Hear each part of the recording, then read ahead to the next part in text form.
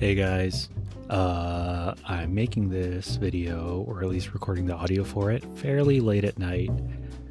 For the past few months, I've been working the night shift, so on my days off, occasionally I will have to be kind of just up in the middle of the night to keep my sleep schedule, so I'm not bouncing back and forth all the time. So that's why my voice is kind of on the lower side, because I do in fact live at home still.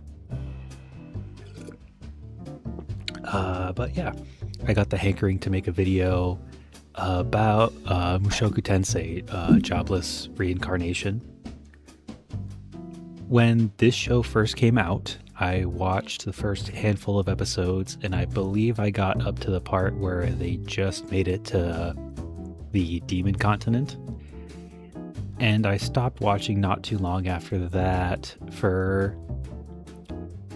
At that point, when I went back to look at Crunchyroll to see where I was, I had gotten past some of the early issues that some people had with the scenes between Rudius and his cousin Eris. And when I had stopped, I was kind of thinking that if there was going to be more of that in the show, I didn't really want to. So that's what kept me from going further with that. But about 2 weeks ago, I saw that the third season was coming out, and I had heard over and over from like YouTubers online, posts on Reddit, that the show was really good and that the weird stuff was kind of just... They weren't in the whole show, or at least they weren't a big part of the show, or it was part of the character development. There were a lot of people that were saying a bunch of different things about the weird aspects of the show. So I went back and I finished the first season. Just not too long ago, I finished the second season. And now I just started, a few hours ago, I started the third season.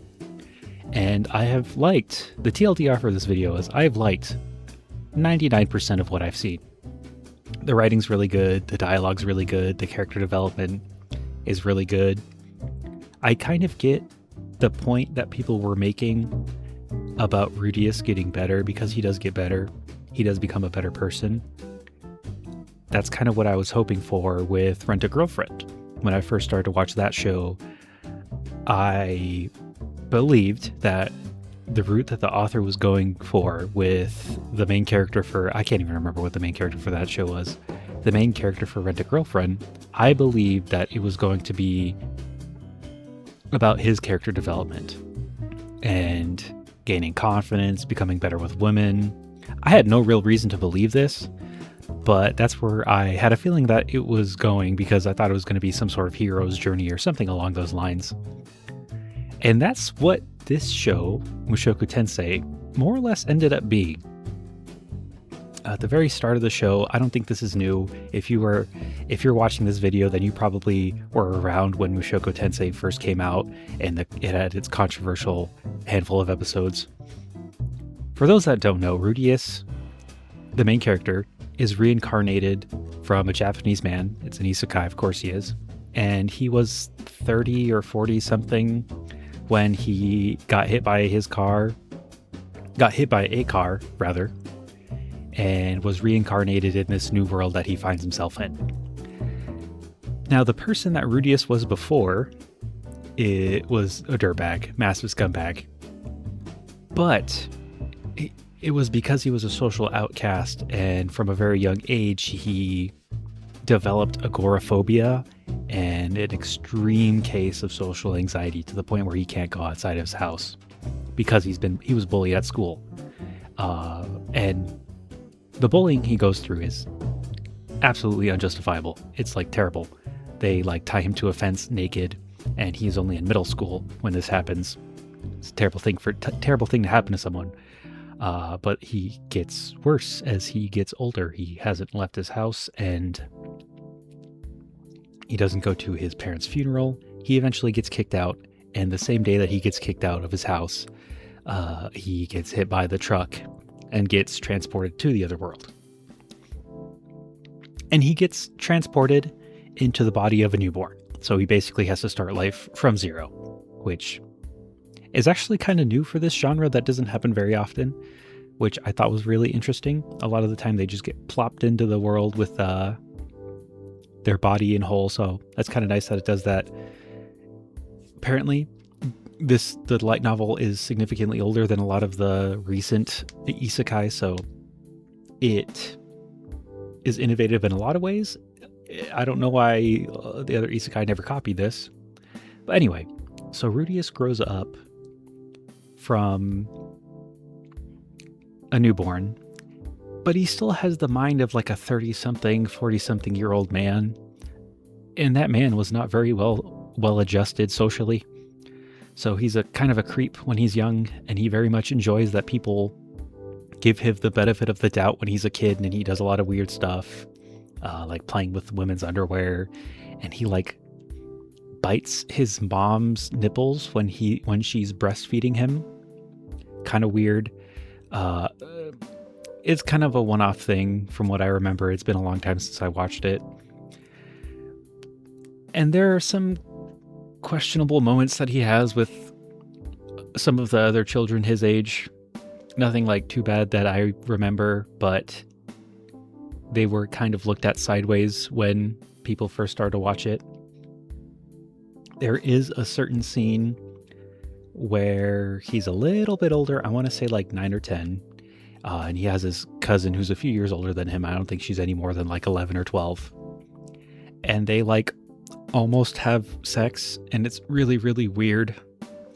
And this is the scene I was talking about in the beginning that kind of made me drop the show, because no matter which way you slice it, this is still a 30-something, 40-something year old man in like an 8-year-old's body.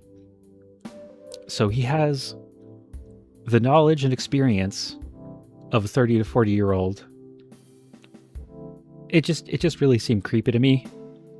It would be a little bit different, although still very weird, if this show had this scene and it wasn't some older guy trapped in a younger kid's body.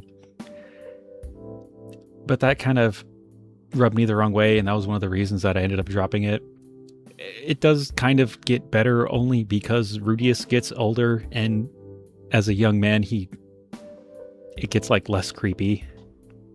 It's less weird because he's having these sexually charged moments with older people as an older young man. Eventually, Rudius and his older cousin, they're like third cousins, I think. I don't know.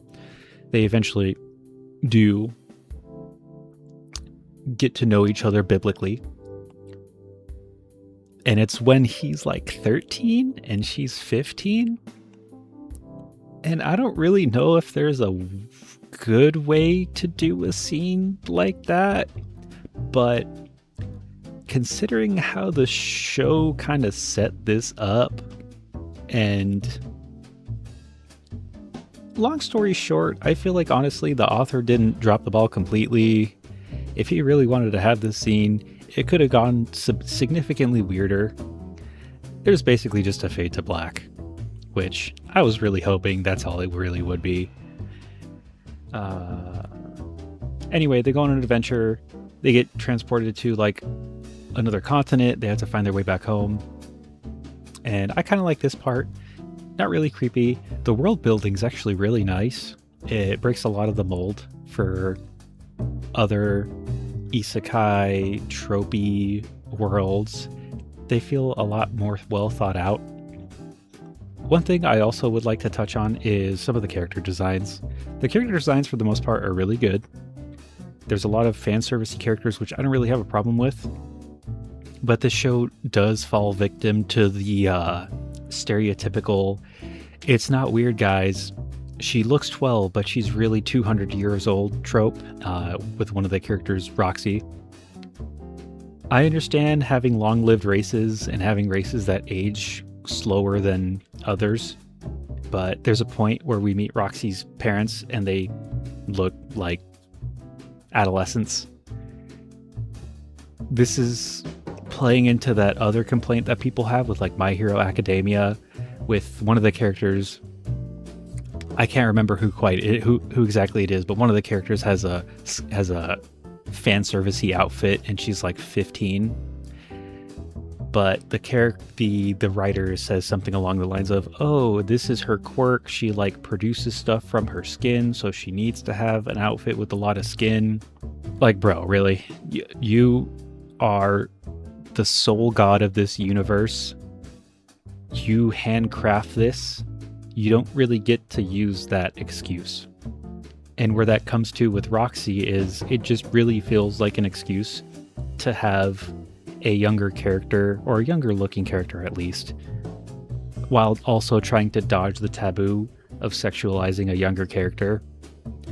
I do like how her and Rudius's relationship grows into her being something of a older sister that helps him grow out of his shell, and he does end up getting really devoted to her, which is understandable because she helped him come through something that he'd been dealing with for, I think at the point in the show, something like 40 or 50 years.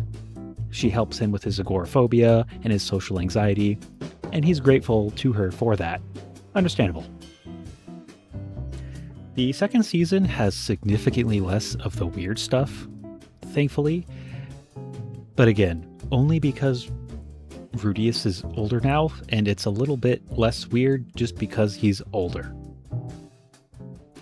So he goes to this magic school, and he does research, and he ends up reuniting with a character from his childhood, someone that he's kind of been looking for this whole time ever since he's been separated from her. And the jobbing and the tension built up to them actually meeting again was really, really well done. There's a lot of really well built up dramatic irony because only one person knows that the other is who they think they are, and the other person doesn't know that they're the childhood friend. So I thought that was really cute. And when they finally do the big reveal, and I thought it was really nice. That unironically had me tearing up a little bit. It was really sweet. I'm not entirely sure that it's going to be something that's going to be looked back on super, super fondly in like 10 years, like some older shows, but it's still really good. If the weird stuff puts you off, if you were like me and you saw the early season weirdness and thought this isn't for you, just try to power through the first season. Frankly, I think the latter half of the first season is significantly better than the first when it comes to the weird stuff. But yeah,